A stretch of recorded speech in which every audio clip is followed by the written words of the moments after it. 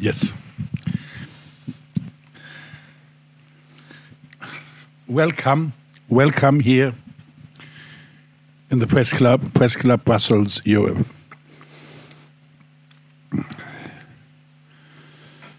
I see some of you are for the very first time here in the Press Club, therefore a short explanation.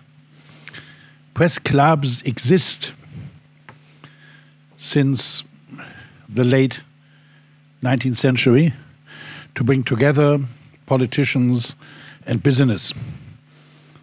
You have to imagine it: London, Paris, Berlin, Washington, big chairs and white male, smoking cigars. This changed over the years, and we have now more than 500 press clubs in the world. And Brussels was one of the last important cities without a press club. Then it was decided to set it up. They looked for a diplomat who worked with the royal family to be in charge of it. You might see him there through the window. He's working there. And he did an incredible job. Within very few years, 1,200 members, 1/3 journalists, 1/3 diplomats, and 1/3 business and civil society. This press club is as well the press club for Syria, as well the press club who has created press clubs in ACP countries, Africa, Caribbean, Pacific. And therefore it was not astonishing that here Laurent Briet, the boss here, was elected president of all the press clubs in the world. And he organized something incredible, the longest press conference in the world, 24 hours. It started in New Zealand, and then via Hong Kong, all around the Asian, European, African, American continent to finish in Hawaii. And it was a press conference on climate. What is the international community doing to fight against climate change? And the wonderful thing is here, you are here, and I see most of you are not member of the press club, but that's a policy here. If someone arrives, smiles, and expresses through the body language, I would like to participate, you can participate. Before starting here to give you the floor, before 3 or 4 secrets. The first secret is the following. I assume most of you have not an in-depth experience with autism or Asperger. Therefore, I hope that this evening here you will be enlightened for what you will hear and what we afterwards will learn during the discussion. Second secret is we are here for you, Callum, because you've written an incredible book. It's here, some copies in there as well. And if you want, for €15, it's yours, and Callum will sign it at the end. That means the second reason is to give you the chance to present your book to an international public, those who are here and those who are linked via Zoom. And the third reason is the European Union is doing a lot of things. But there is no European Union policy on autism, on Asperger, because there has not been enough pressure from within the society, from civil society, from families, from people concerned, to make this an EU issue. And therefore, this event here is one in a row of, I hope, several, to put pressure on the European Union institutions and on the member states of the European Union to include autism and everything linked to it in this list of areas where the European Union is active.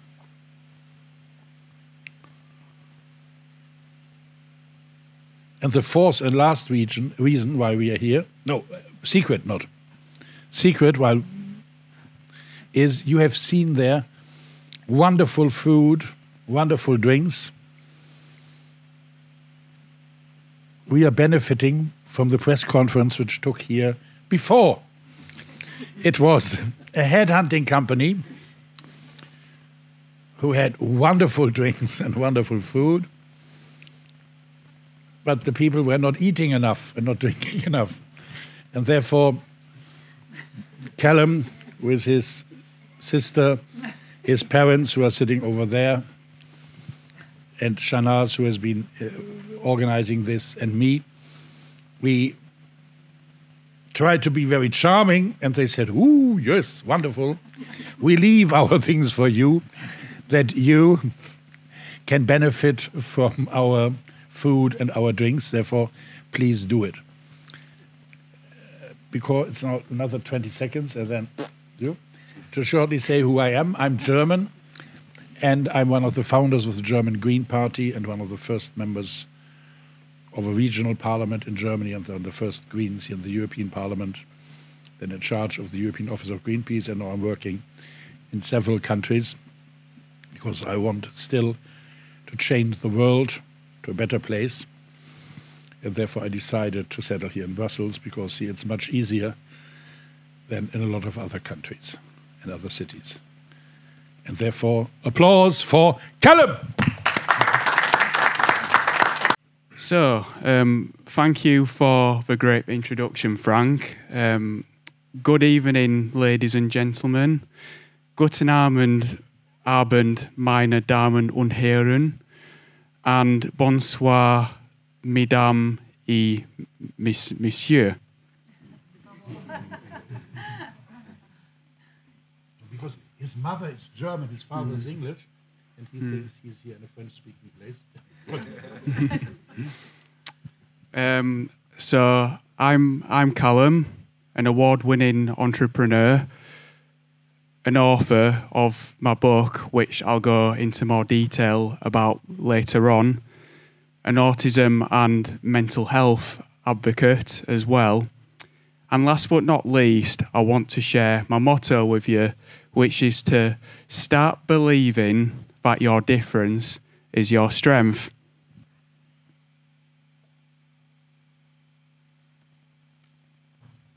And before I go into further detail about my background, I want to address two things with the presentation. So firstly, I have what you call brain cuts, which basically means that I lose my thread mid-sentence sometimes. And then also as well, I process my thoughts a lot slower, so I tend to stumble over my words quite a bit too. So you won't get the perfect presentation, but you will get one where I speak from the heart.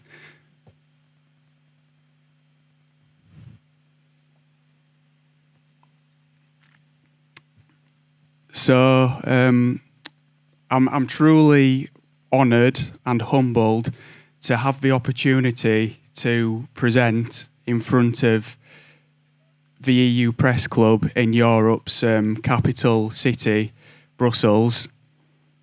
And even though England has sadly left Europe, I still have a strong connection with the continent. So I'm half German on my mother's side and half English on my father's side. And for the first 3 years of my life, my parents spoke both languages to me. However, there was the concern because at 3 years old, I wasn't speaking at all. So my parents took me to the doctors, and as a result, I was diagnosed with a major communication disorder. and the doctors told my parents to stop speaking both languages to me. And naturally, as I lived in the UK, it made more sense to unfortunately sacrifice German. So yeah. And now I'll go into further detail about my diagnosis. So I was diagnosed with the major communication disorder at 3 years old. And since then, I was referred to a few paediatricians. Hopefully you know what a paediatrician is. And they helped me to develop my speech and communication skills. And at 8 years old, I was diagnosed with autism, and I was fortunate enough to be supported by my family in order to live a life where I could fulfill my potential, show what I'm truly capable of, and celebrate lots of great achievements, such as getting a private school education, doing work experience at a Formula One team, and going to a media agency in year 10, receiving an unconditional offer from the university that I went to, and then receiving a first-class honours degree, and that led me on to starting my own business at the age of 22. So yeah, that's my background, and yeah.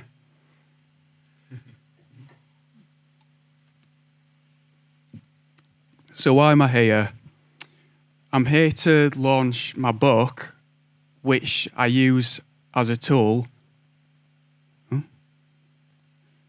I just randomly. Okay. Yeah. Because no problem. Leo. Yeah. Leo is the most experienced technologist I've ever met. Yeah. He had here more than 300 events. Okay, thank you. Yeah. Anyway, I use my book as a tool to showcase my story, which inspires other autistic people to open up about their individual strengths, challenges, difficulties, and personality. But then also, on the flip side, it also allows non-autistic people who know autistic people a route into giving them the support that they need with ease, and gain the motivation to have an understanding about the condition. So, a show of hands, is there any autistic people here, or anyone who feels different to the rest of the crowd? Brilliant. Brilliant. And then, are there any parents, siblings, or relatives of autistic people, or friends? Wow. Brilliant. And finally, any employers? Only one.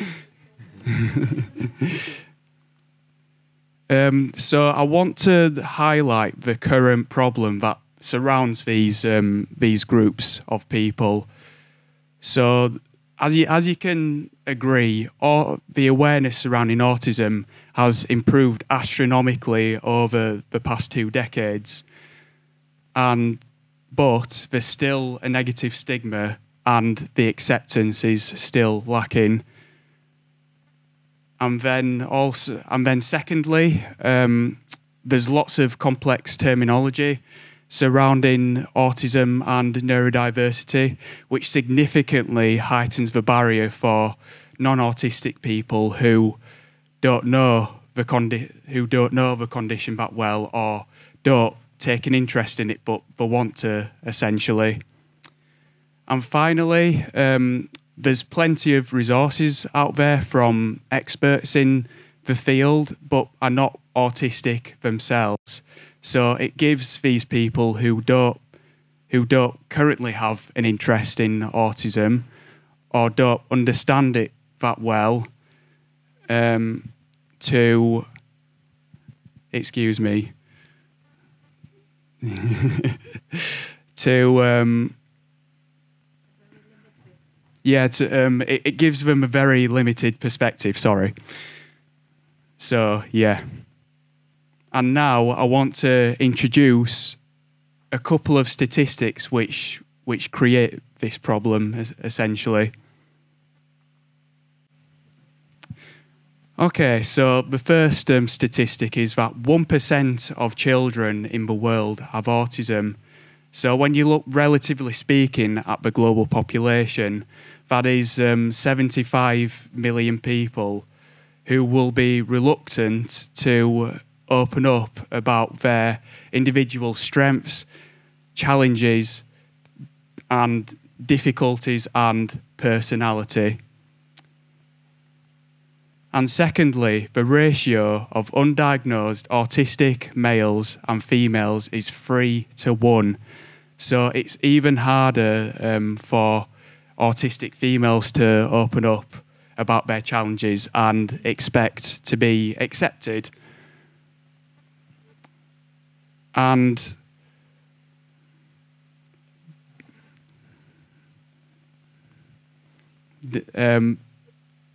just imagine being different and I'm reluctant to open up about yourself. It's not that great, really, is it? And the consequence of these two statistics is that the relatively small numbers, and therefore and therefore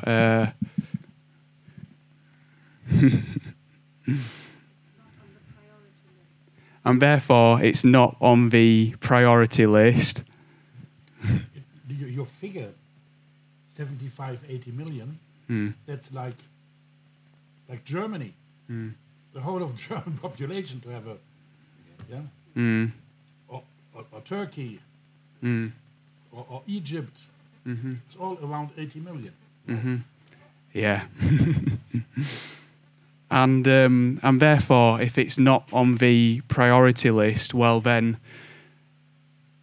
it won't allow them to see a solution. And I'm sorry, guys, I'll be honest with you, I am extremely nervous right now, and I've memorised it in my head, but it just won't come out. Yeah. Yeah, I was hoping this wouldn't happen, but I warned you at the beginning of the presentation. And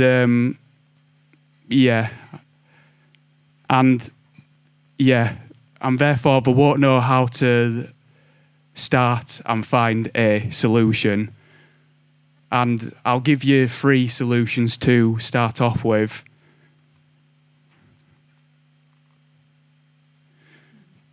So solution number 1, you need to give a balanced view of what autism is. Because if you just see autism as a negative, well then,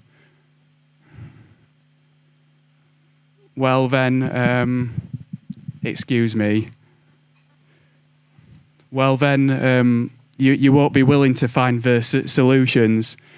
And if you see the strengths, you're more willing to work on that in order to.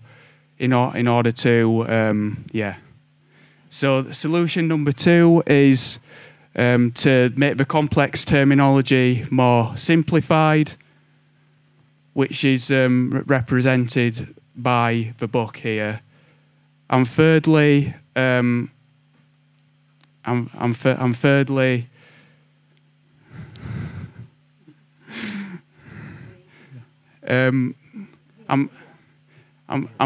you need to provide resources which are relatable to both autistic and non-autistic people.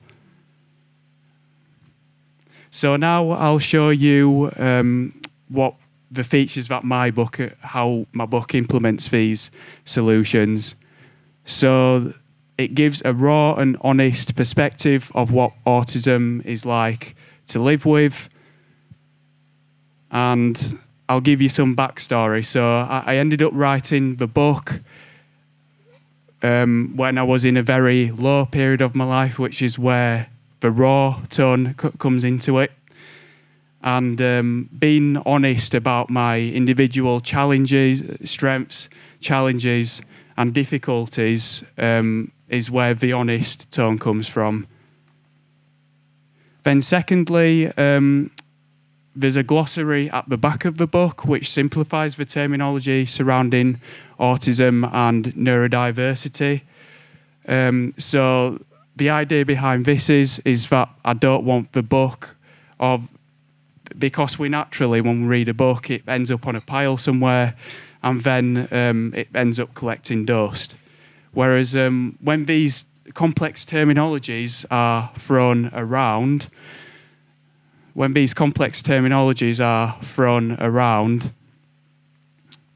I just need a drink.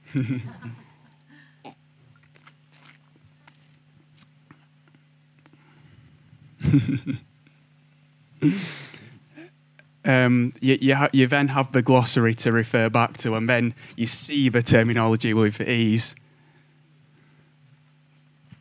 And then finally, there's helpful tips for both autistic people and the people that they know. So you get a step-by-step guide at the end of each chapter in order to find these solutions, and therefore you can do it with ease. And before we get on to the part of the presentation that we've all been waiting for, I just want to say I'm just very much overwhelmed by the amount of support I've got so far with the book, and I'm very flattered to receive some fantastic reviews as well. So without further ado, I will now get on to the most exciting part, and I'll just put the microphone down to launch my book, From the Dark into the Light, How I Came to See the Positive Side of Autism. And I've got a copy of the book here, which I'll show you.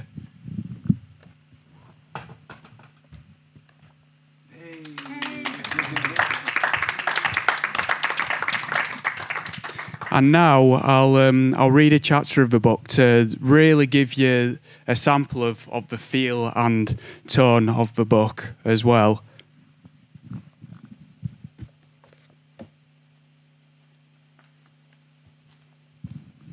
So the chapter... And if you want to buy the whole of the book and read another time chapter 11, there were the books over there, €15, and afterwards Callum will sign it for you. Yeah? Yeah. Yes. Yeah. So chapter 11, The Challenges of Change. I feel that telling you about the challenges created by changing situations is really important, as most autistic people struggle with change, whether it's sudden or planned. What might not feel like a big deal to neurotypical people can make an autistic person feel lost or overwhelmed. While change might cause initial stress for a neurotypical person or even create excitement, it can present different challenges for an autistic person. It takes me longer to accept change as I suffer from the fear of the unknown, which makes it more difficult to leave my comfort zone. I like to plan ahead and dread anything that may deviate from the picture I've painted in my head. I've struggled with the challenges of change all my life, so I set myself a task of identifying why I find change and unpredictable situations so difficult and finding solutions to become more flexible. I'll now take you with me on this particular journey.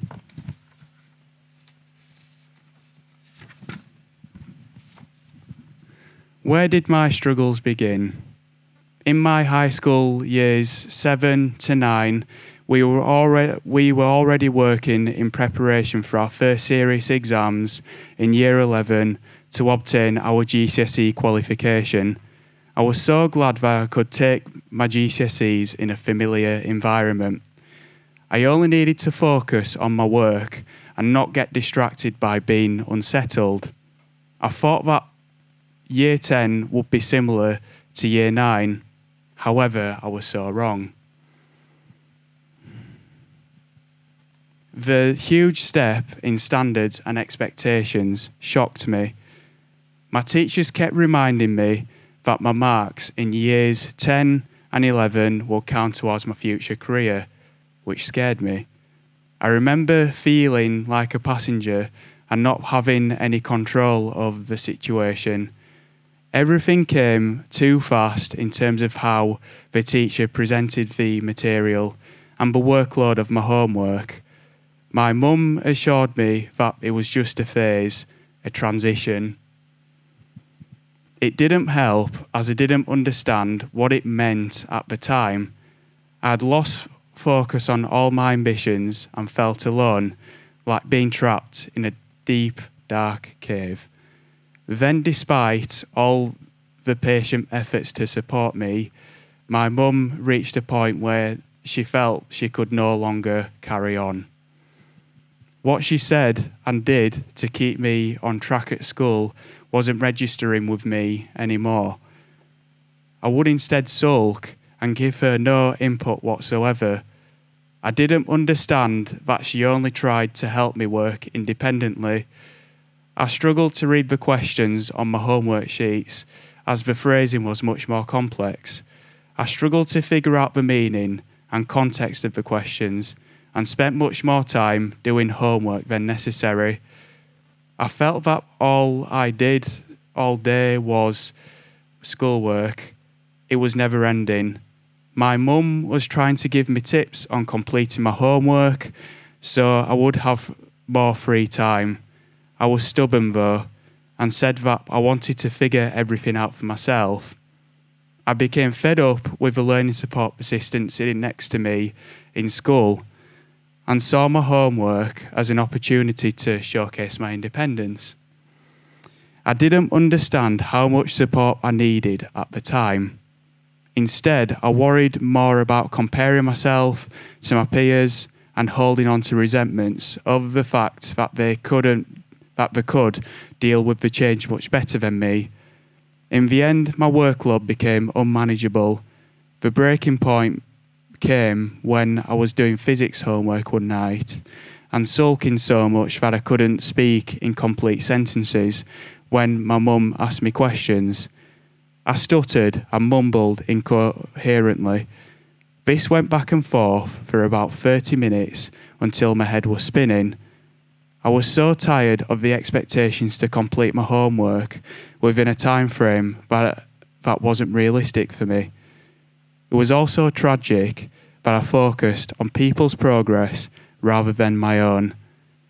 I neglected my own needs as a result and loved myself instead.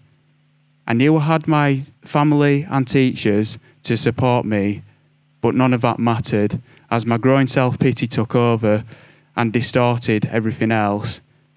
I had reached my breaking point. So did my mum. For the first time, she had lost patience and became upset with me.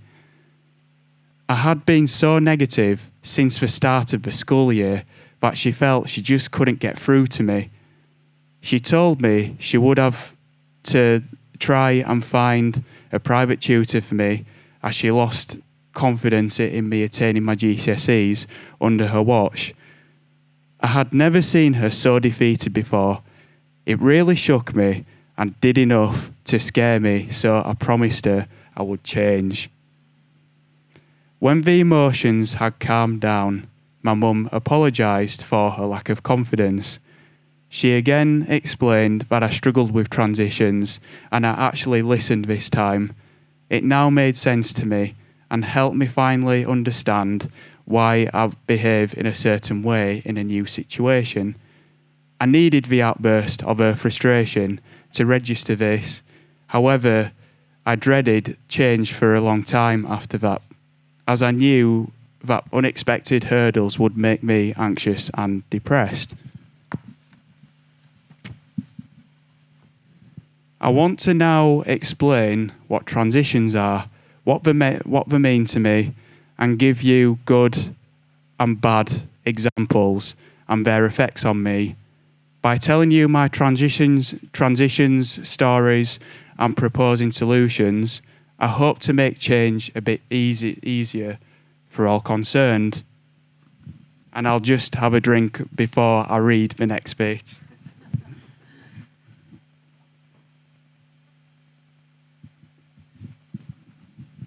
The T word, transitions.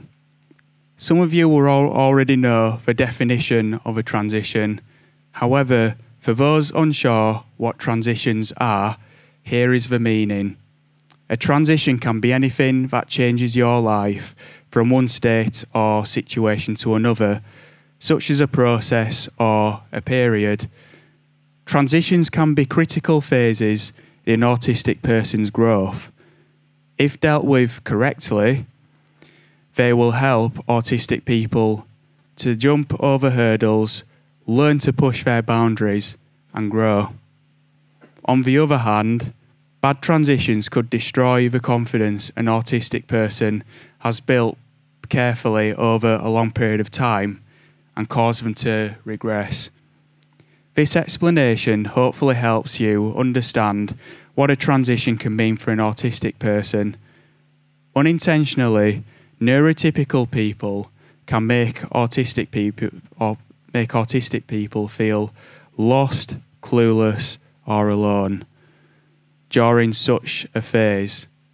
And this is simply due to not being aware of the scale of the impact the changes can have on them. What a transition meant for me. I remember that during a transition, everything I had achieved previously had just disappeared. I also immediately focused on the potential negatives of each new situation. My negative mindset added self-criticism to the unsettling effects of a transition and created even more stress than was necessary. I condemned myself for being unable to accept new situations and hated my autism for imposing limitations. On top of that, my hypersensitivity generated irrational thoughts in my head. These thoughts were like, I'm so far behind everyone else, what's the point in even trying? I felt like I was a burden to everyone, feeling weak, lost and clueless. I had to focus on calming strategies first to get past the initial pain of the changes and see how mindless my behaviour had been. I found that I learned the most important lessons through self-reflection. For example, I had always shied away from asking questions during each transition. I feared the humiliation of asking stupid questions or annoying the other person. I isolated myself instead. Therefore, I was never sure what was expected of me. It was like stumbling around in the dark with no sense of direction. At school, I would write 7 pages of an essay before finding out that I'd misunderstood the task. It was like going in the opposite direction from where I was supposed to go nearly every time. Then I would kick myself twice as hard, feeling humiliated through not asking questions. And knowing I would have to start all over again made my head feel like a pressure cooker. Having a few meltdowns, I finally talked to my mum. She eventually made me understand that not admitting I was struggling and not seeking help during a transition created even more anguish for me. Once I understood and acted upon this, transitions became more manageable, although they'll always remain challenging. In the following 2 chapters, I will tell you the stories relating to the examples of some good transitions and a particularly bad one. You'll be pleased to hear that I'll analyse, not in a boring way, both experiences and give you some useful tips relating to transitions at the end of chapter 13. So yeah, that's my reading of the book, and thank you. And congratulations to you, to your mother and your sister and your father. Great. Wow. Yeah, and I just want to. You don't want to read 12 and 13? No, but they'll probably be a bit too long, and I guess you guys want to read it for yourself, don't you? Yeah. It's very intelligent, because then they even might be more tempted to buy the book. Yes, good. Yeah. I've just got a few closing things that I would like to say. So, firstly, I would really like to say thank you to Frank and Sharnus for giving me this opportunity. And thank you to all of you in this room and people who have been listening on Zoom. And I would like to close with some final words.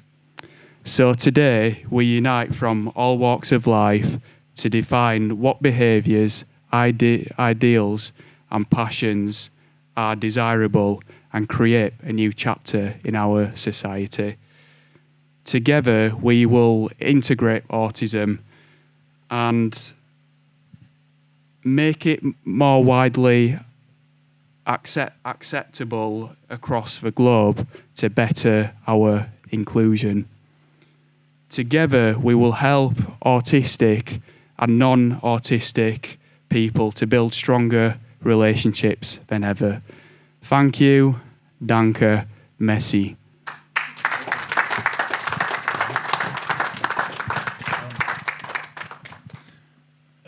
But we are not finished now.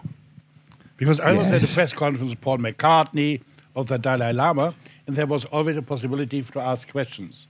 Is it okay that they ask questions to you? Of course, the floor is yours, and the people who are listening on Zoom, please feel free to ask any questions. Okay. Who would like to start? Stella Velici. And because because you film everything, right, Leo? Therefore, the best is if you go there, because then you are on the video as well. Yes, Stella Velici. She's physicist and she's from Romania, but she has German roots as well. Yeah. And Leo, and if you direct the camera. Yeah. Please. So, thank you very much. I never heard about autism. I heard about autism, but I never was confronted with that. And I want to begin with a compliment for you. And I don't make compliments if it's not needed, very clearly. When I come here, I spoke with you about the European Parliament. I gave you some. I never see some difference between you and the normal people, or some disorder in your communication. I was so surprised, and you tell me, no, I am diagnosed with autism. So I know healthy people, and they have a higher disorder communication than you, very clearly. About stupid question, you don't need to feel bad. I had so much stupid question, and the people don't feel bad. The normal people don't feel bad. No. So my question is, how helpful was for you to go to a normal school or to a normal, I think university, you was to a university or you study something. How helpful was for you in your development? Thank you for the question. Thank you, Stella. Yeah, thank you, Stella. Yeah, it was extremely helpful for me because it it allowed me to push my boundaries. Because there were a lot about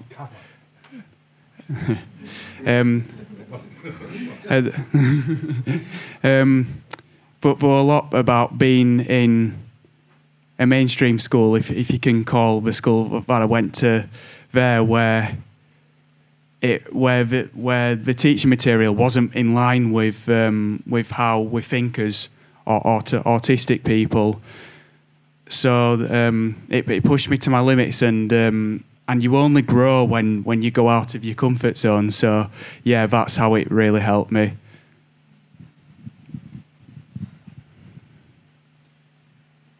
And next question.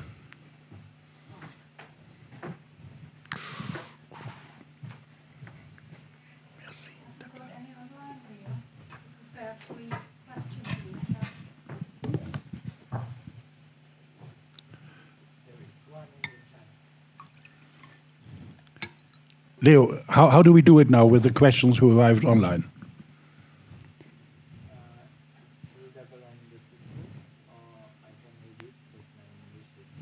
Yes. Have I to go and read it? Have I to go and read it? Yes. Okay. Then yes, exactly. Karen, go. Don't run. Walk like a princess, please. Okay. So, Callum, first question is, it's not a question, it's from John Trigell. John was one of the people who gave Callum the opportunity at the Formula One team. And John says, it's not a question, but go, Callum, you're doing great. Great. Which is really nice. Thank you, John. Thank you, John. I appreciate that. Then Rob Potts, who used to be Callum's teacher in secondary school and who also wrote the foreword for his book, who knows Callum very well, says, no need to be nervous, Callum. You are doing a great job. So, which is really nice. Yeah. Callum, are you saying something to that? Yeah, of course. I thought you hadn't finished. Sorry. Yeah. No, thank you so much, Rob. I know that, of course, you've always believed in me, which I've been, truly grateful for. So, yeah, thank you. Then we've got a question this time, and it's from Chris Naylor, who is a business contact Hello, Chris. of ours, and who runs a business which is, like ethical marketing.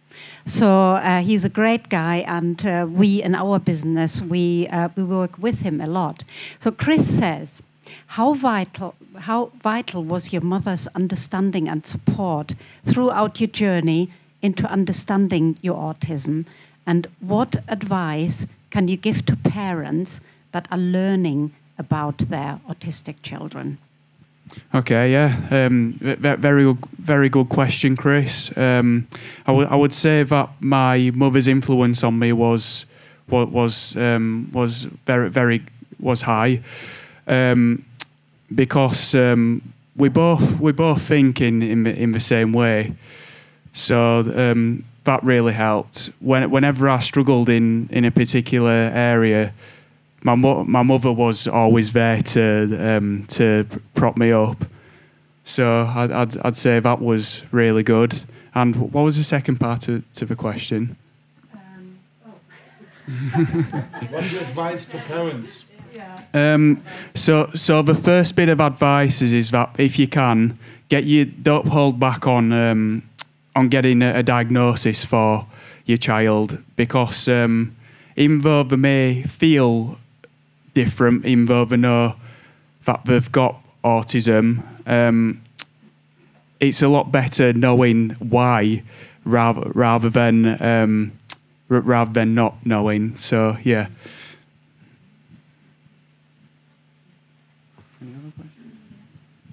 I have a question. Yeah. You mentioned Formula One. Mm-hmm.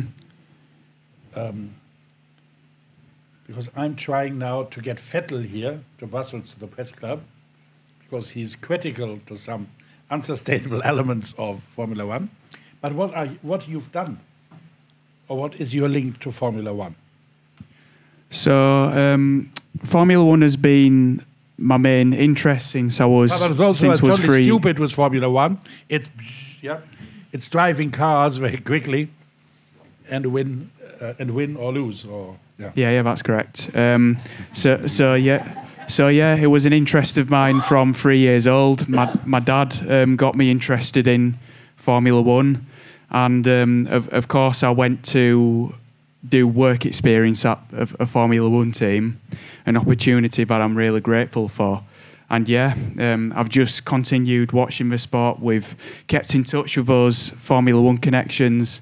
So that's my connection to Formula One. And what team was it where you were linked to? So at the time they were called the Lotus Formula One team, whereas now they're known as Alpine. Lotus. Yeah, Lotus. Wow. Yeah. Wow. Yeah. And who were the pilots? So at the time, Kimi Räikkönen and Romain Grosjean, whereas now it's Esteban Ocon and Pierre Gasly.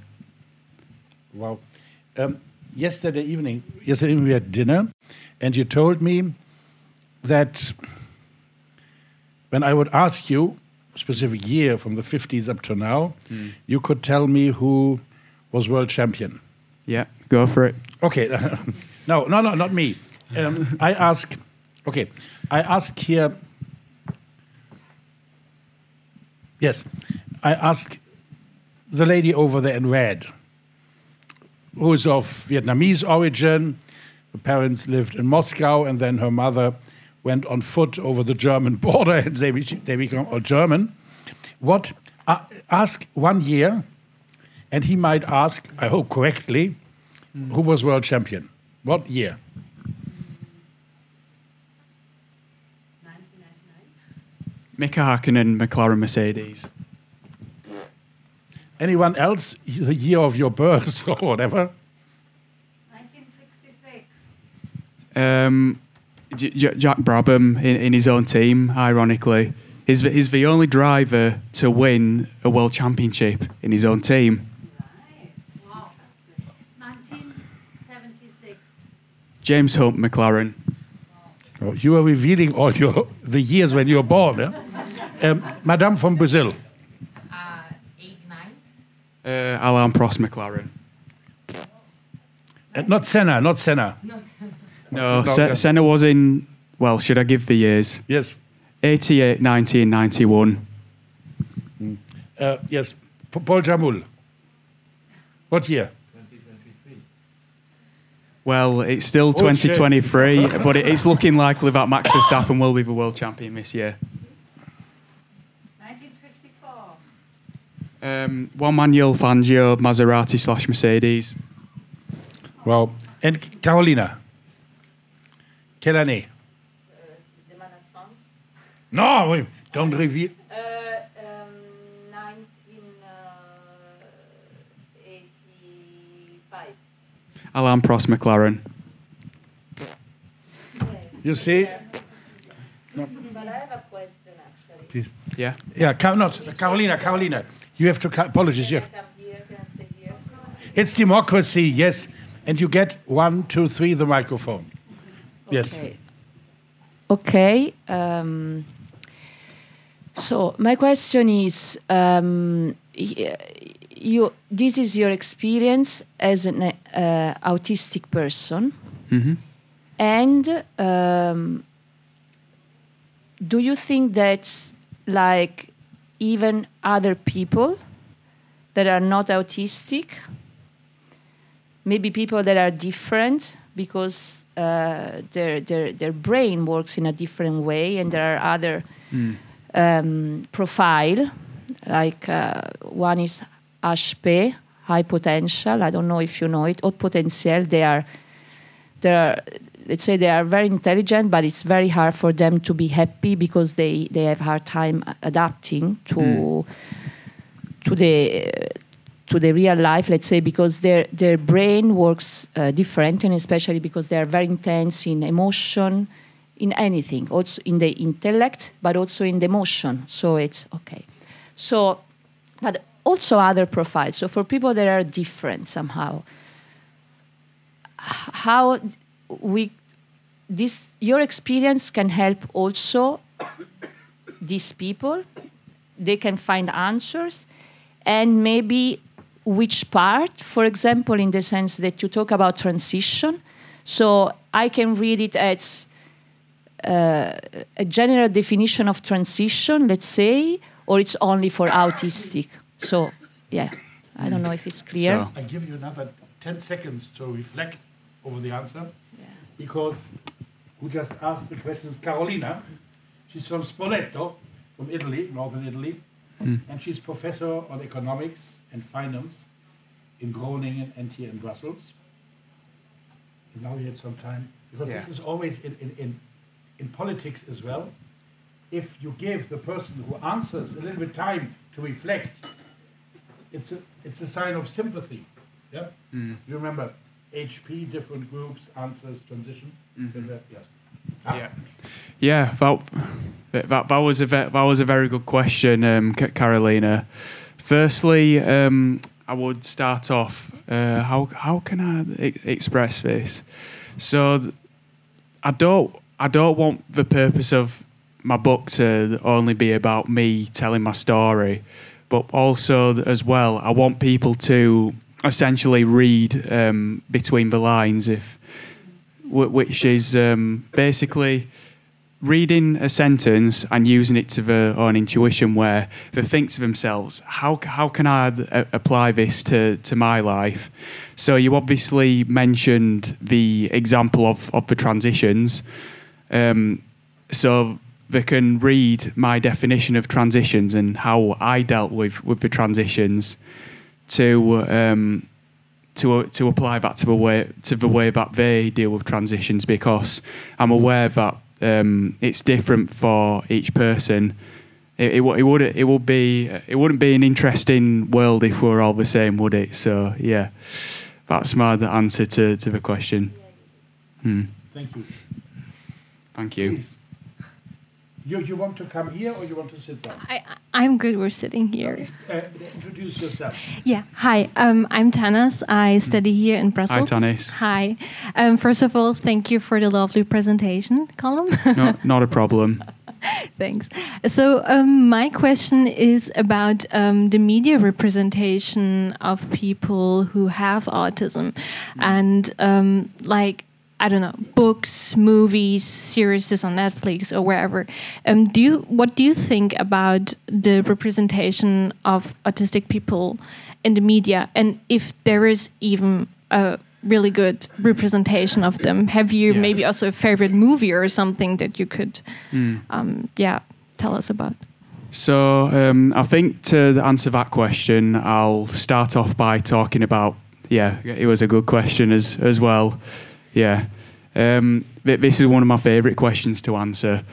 So I'll start off with TV shows and films, and how autistic people are portrayed there is that they're either tech or science geniuses, which can be true for some people, but not for all. So, for example, you have Sheldon Cooper in The Big Bang Theory, where it's kind of greatly exaggerated in a way, and I feel like it gives an unfair stereotype to the autistic people, because because my favourite phrase is once you've met an autistic person, you've met an autistic person. So you could have an autistic person who, yes, could be a tech or science guru, but then at the same time there could be an architect, or let me think of another profession, or an accountant, or a writer, just anything like that. And then in terms of the media, this will be difficult to say without. Hopefully, I won't offend anyone by saying this. I don't mean it to, but I feel like when I've seen it in the past, when autistic people have been interviewed on like news channels and that sort of thing, there they're always with the parents as well. They're kind of reliant on the parents, and that always really frustrates me. Does that representation? Whereas what I want to do is I want to make sure that autistic people can stand on their own 2 feet, if you see what I mean. And yeah, absolutely, that's the answer to my question. Yeah, thank you very much. Thank you. Yes. No, sure, but afterwards, there's over there in the last row. Introduce yourself, please, as well. Hi, I'm Jamila. Hi, Jamila. Thank you for the great presentation and congrats on your book launch. Thank you. I was wondering, you mentioned that often, unintentionally or not, neurotypical people might say or do things that are harmful or detrimental to an autistic person's comfort. And I was wondering, what are some of the things you wish people knew to avoid? Or on the flip side, what are some of the things you wish people would do more often in their interactions with autistic people? Thank you. So sorry, could you please repeat the question? Yes. I didn't quite process it. Yeah, so you mentioned, I think, in your chapter that sometimes neurotypical people say things that might be detrimental or harmful in ways that they don't know in their interactions with autistic people. So I was wondering if you could elaborate on that and maybe mention some of the main things that you wish people would avoid doing that might cause uncomfort. Yeah. What would insult you? It's, and what would just the opposite? Wow, it's not really a matter of insulting me, really. It's more kind of being frustrated with how non-autistic people communicate with autistic people, and it's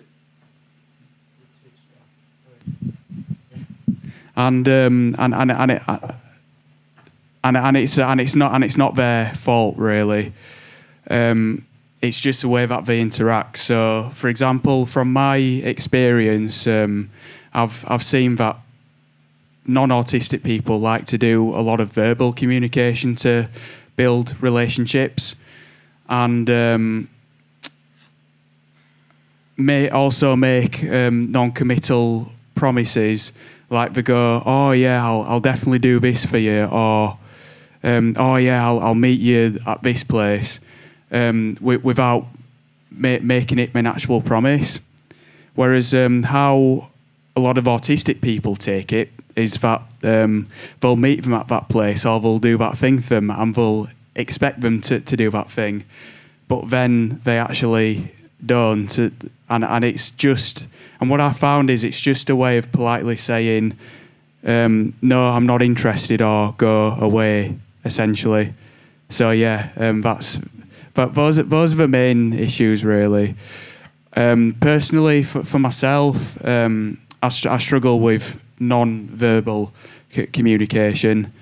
So yeah, that's really the main sticking point for me.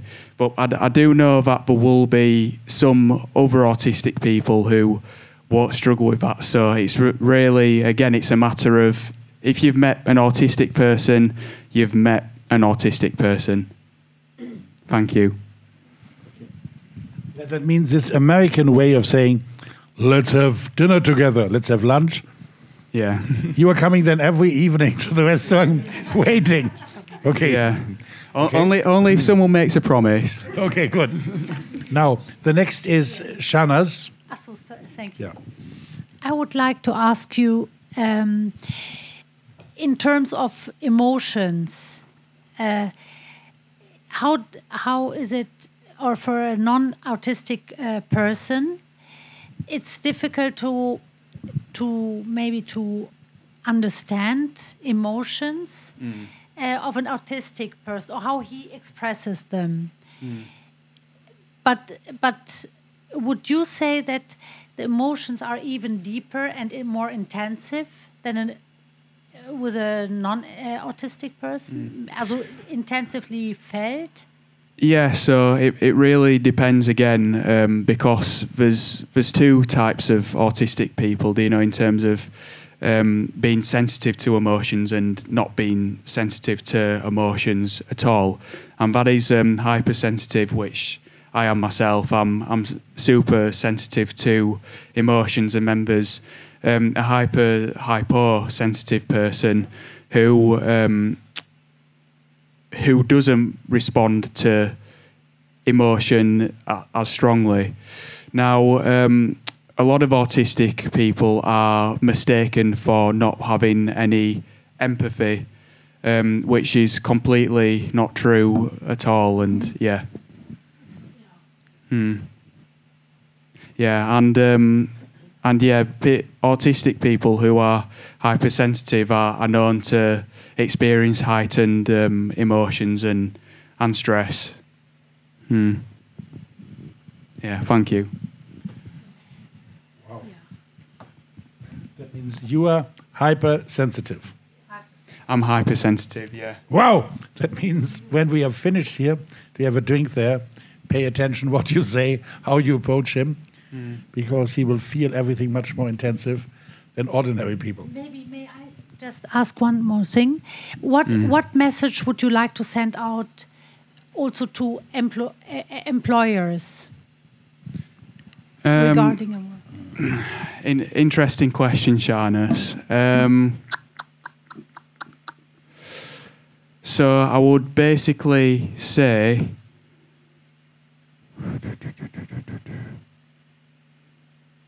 so the point that I would make is to give a proper induction to autistic people when they come in, and a bonus thing that they can do is provide photos of like the location or the car park, because particularly in my case, I have a lot of the fear of the unknown, and it takes me longer to become familiar with a new environment. So, for example, that was why earlier in the presentation I was really nervous and I lost my wording and that sort of thing. And then the second point that I'd say is, which is even more important, is to give autistic people more time to get used to the roles as well, and be open to use more forms of communication to make sure that they understand the task that they're given. So yeah, those are the main 2 points that I would add to this answer. Thank you. Oh, pardon, Shanaz has a third question, please. No, it's fine. I like to see your enthusiasm. Yes, please. Yeah. So your book is basically to motivate and to inspire other autistic people and to help them to raise their voice. Is this to put it, or this is a message you would like to give, and to also to adjust workplaces or to adjust many factors to ease in everyday life. Is this also a point? I have to apologise. I don't understand the question 100%. Just try, your no, your question. So basically, your book aims to motivate and inspire other autistic people. Of course, so yeah. Them and to help them raise their voice. Yeah. Right. So it inspires them to open up more about their strengths, challenges, and differences, and to essentially be themselves without feeling like they're judged. Yes. Yeah. No, when you told, this is not me, when you said that you are hypersensitive, I just thought, under what conditions I would employ you, or someone who is hypersensitive. I think if I would be private detective, I would employ you. Thank you. I appreciate that, Frank. No, but I will give you some photos of the parking lot and all the things around. As well, when I'm police officer, if I would be police officer, and I have difficult cases, and then I might count on you to sit there quietly in the corner and analyze what the person who is coming there to the police is arguing, And afterwards, I would ask you, come on, what do you think? You are hypersensitive. Was this a person who was lying or playing theater or whatever? Yeah, these were two ideas of jobs, but I'm not police officer, I'm not private detective, but this might be a good job profile, right? Yeah, of course. Yeah. Okay, therefore, if there is any private detective or police officer looking here, following online, that might be a possibility to hire either you or any other hypersensitive autistic person. Well, I've actually got another interesting thing to say there to add on to what you've just said. So I've done a few training sessions with the National Crime Agency back in the UK, where they basically learn how to interview autistic applicants who want to join the police force, and also as well autistic suspects who are mainly in for cybercrimes, for example. And we basically do it where we get interviewed for a job and we get asked about the room conditions and so forth, and then we give our feedback later on. So yeah, I just felt like that was a very good point to add on to what Frank just said. Carolina, the second question. No, micro. You know, it's very, very fast because now it comes for the high sensitivity. Could meditation help? The question is for those who are listening via Zoom, what role does meditation play for an autistic person? Yes, exactly. Yeah. Yes. So meditation can definitely help in terms of slowing things down. Personally, I don't use meditation. Instead, if I feel like I need to slow things down and get my mind into something, well, then I just watch the Formula 1 race. That's my kind of form of meditation. Yeah. Yeah, thank you. Okay. No, Shanaz with question number 4. Wonderful, great. I really like your enthusiasm, Shanaz. Yeah. Could you tell us something about meltdown? I think many people meltdown. Yeah. So meltdowns are when autistic people become overwhelmed in a particular situation and they lose control of their emotions, and it can very easily be mistaken as like a tantrum or whatever, but it's not that. What I'll ask you is, can you imagine being in a situation where you just cannot control your emotions whatsoever? That's basically what it's like, and on the outside it might not look that great, but once you understand what it's all about, well then, yeah, that's one of the things that I mentioned in my book anyway. Yeah. Now, there seems to be someone on the web who has asked a question, no? Wow! Yay! Sorry. Yeah, good. Yeah, right. I should have known, shouldn't I? And now, Karen will read now. She gets even a chair. Yeah. We'll Right. read out now the 4 questions. Please, Karen. Okay, so the first question is from Ricky Tora. So Hi, Ricky. Callum, Ricky is a magician and a very good friend of Callum's. Hi, Callum. Great book launch. Did you learn anything new about yourself once you finished writing the book? Oh yeah, 100%. Yeah, good question, Ricky. I think how to answer your question there, I would basically say that what I've learned by writing in the book was already there, but I didn't know that it was there. So the book was kind of like recapping on all of that.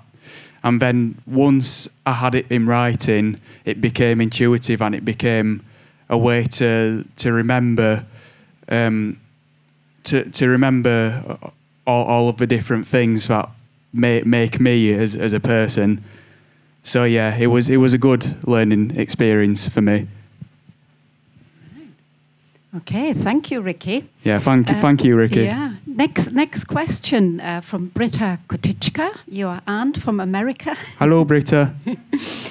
Callum, that was a wonderful presentation. Congratulations. Do you feel that it helped you to write your book? Did you see some things in your life clearer now that you put them on paper? Viele Grüße, Britta. Yeah, danke, Britta. So the question. So to answer the question, I would again basically say what I said earlier, that it was just a very therapeutic process. I respond to things a lot better when I write them down, and it helps me to reflect a lot better than just thinking about them in my head. Because when I think about them in my head, it's kind of all over the place, and it never really properly comes out. So yeah, I would say that the book was a very reflective or even evaluative process, and yeah. Has it helped your mental health? Yeah, definitely, because before I wrote the book, I still knew why I was different, but then after the book, it gave me even more clarity. So it's enabled me to see why I'm fearful of certain situations, why I'm better in others, and then be able to develop responses or coping mechanisms to them. Yeah. Good. Yeah, thanks, Callum. Yeah, vielen Dank, Britta. The next question comes from Rob Potts again. We've got, Shahnaz, you've got a rival here for multiple questions. I think you have, yeah. Rob asks, if you could go back in time and give 16-year-old Callum one piece of advice, what would it be?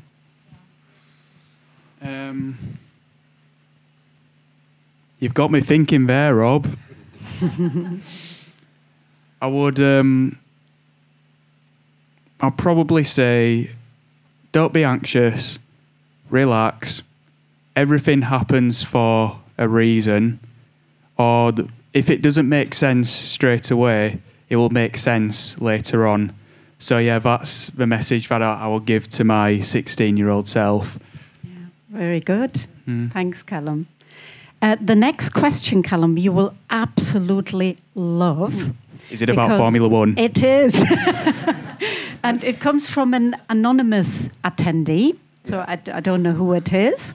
And the question is, Callum, do you know if any of the F1 drivers has autism? No, not that I know of, really. I have to be careful what I say about this one. I would say that through the Formula One drivers that I've studied, there are a few who shall remain nameless, where I've seen that they are a bit different to the other drivers and Formula One community. But yeah, as I said, I need to be careful what I say there because it's not confirmed. So yeah, I'm at liberty to say that they shall remain nameless. Yeah, I remember. Stop. Then I propose, when you have written your second book, you should answer to this question because you had time to think who of them is autistic. Okay, for the answer to this question when you are here for your second book. Okay? Of course, yeah. Okay. I was just going to say, Callum always felt that Ayrton Senna, not that he was autistic, but that he was different to all the other drivers. And you've always said that. So I just wanted to throw that in the mix. Yeah, indeed, yeah. That concludes the online questions for now. Yeah, but thank you, everybody. Okay, now we have here another question. Yes, 2 questions. Wonderful. If you please come here. Then your face is visible on the YouTube video. YouTube video. Yeah. Thank you. Ciao, Paul. So, thanks a lot for the presentation. Congratulations on a great book. It sounded like it was really well written. So thank you. Well done. And I was really living with the struggle. I can imagine it was, and great that you overdid all this. And I was wondering, because some of it is also quite recognizable for you don't necessarily have to have autism, or maybe it's more like a spectrum. I was wondering, so that's my question. Do you think it's a spectrum of autism and everybody has it a little bit or nothing? Or yeah. So firstly, I would say that yes, it is a spectrum, because everyone with autism isn't the same. Essentially, they're all very different people. In terms of because I get this a lot, Dino, in terms of people saying, do you have it a little bit or do you have it a lot? There's no such thing, because everyone has their own capabilities, but they express them in very different ways. So what I would say there is that in terms of saying whether it's more severe or less severe, I'd merge it into one word and just say that they're different to each other, basically. Yeah. So eventually, I hope to deconstruct the less severe or more severe narrative, but I'm aware that it will take a lot of time. Thank you. Anita. Hello. I don't know. I think this is not. Is it working or? It's working. Did you switch it off? No. Leo Yes. No. it's working. It's working. Perfect. Hello. Hello. I'm Anita, and sorry I was late, but I had written to say I would be a bit late because I was in another meeting all day and I had to cross the whole city with 2 types of transport, and it was a nuisance. But I got here on time to hear Frank give a start to the meeting. Yeah. So, which I'm happy, but that's why I was late, a little bit late. No worries. I it's fine. enjoyed very much everything you said. Thank you. Really. And I'm going to put a very stupid question. No don't question mind? stupid. Don't worry about it. Because I always say I'm shy about asking questions, although I'm a journalist. And people tell me, no, you're not shy. Okay, I am shy.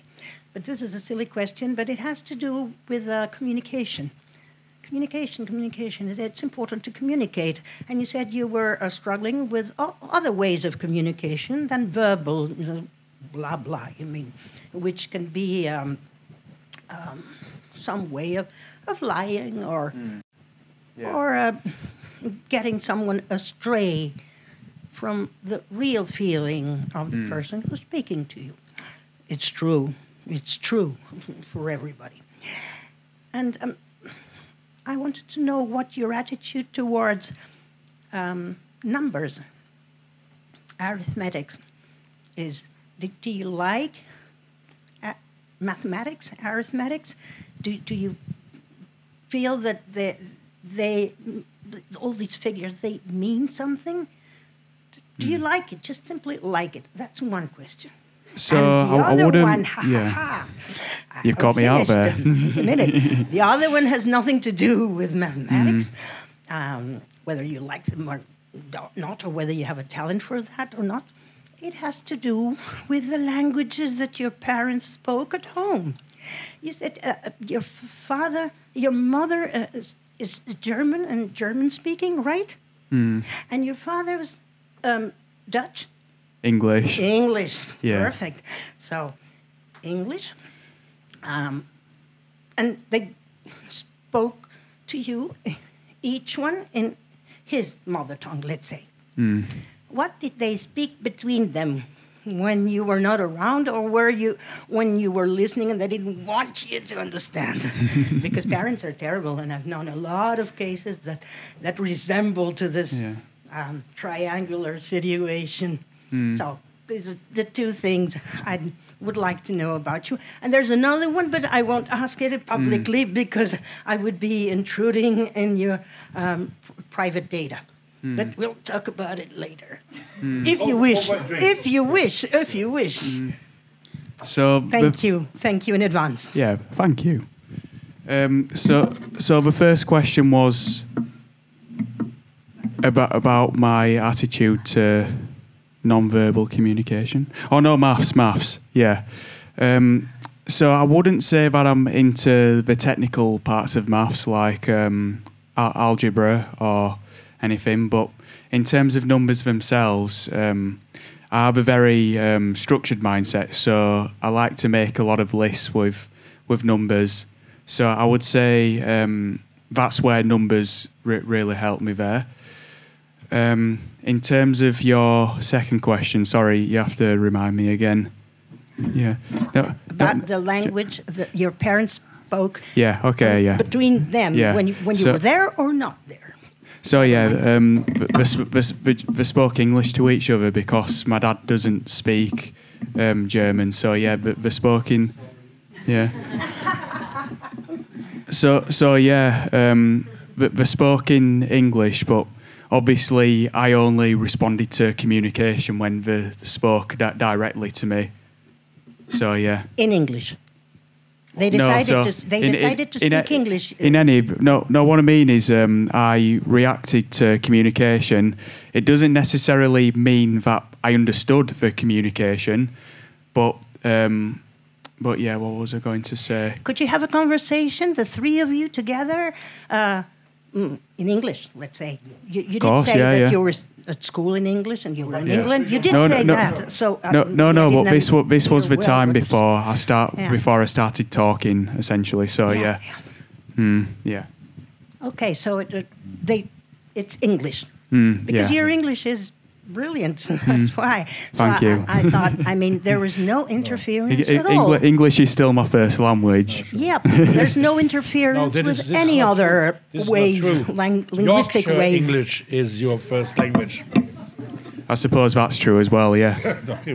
Now, Yorkshire English. Yorkshire English. It's a region in England. Because I remember in the European Parliament, interpreters, when someone from Scotland was speaking, or someone from Yorkshire, the interpreters in the cabin, and there's 3 or 4 sitting, they looked around and who would now take over, because it was sometimes very difficult to understand. But it's okay, your Yorkshire English is very close to Oxford English, more than to other English, other dialects.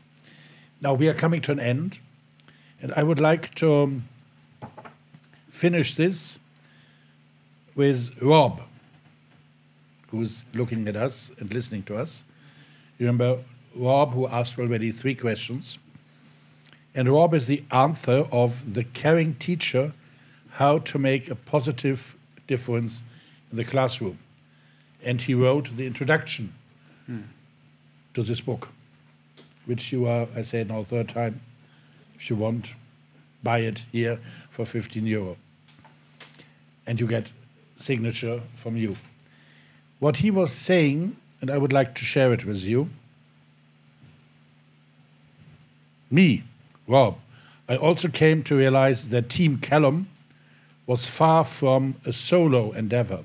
His mother, Karen, is a force of nature, what I refer to as a tiger mom.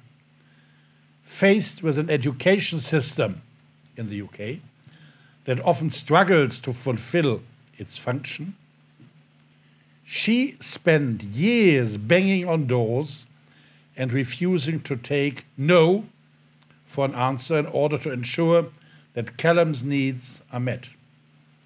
She really is a force of nature, and an inspirational figure in her own right. Dad, Jeremy, friends call him Jazz, is a different character. The yin to Karen's yang. He's a steady, calm, constant, and supportive figure throughout the time me, Rob, was teaching Callum.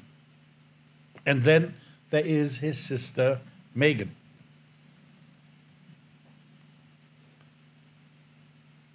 It can be difficult being the other child when a sibling has an educational need that requires extra support. But Megan took this in her stride, quietly traveling the peaks and throes of her own adolescence, and always being supportive and proud of her big brother.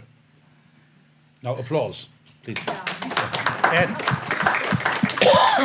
And the last sentence at the end of this book, you can buy it, you heard it. It's printed there. Callum is far too humble to realize this, but he's a hero. He's a role model for all people, not just those with autism, who demonstrates what can be achieved when you treat your difficulties as fresh challenges rather than insurmountable obstacles. Thank you, Rob, and thank you, Callum. Thank you, everyone, for listening in this room and on Zoom.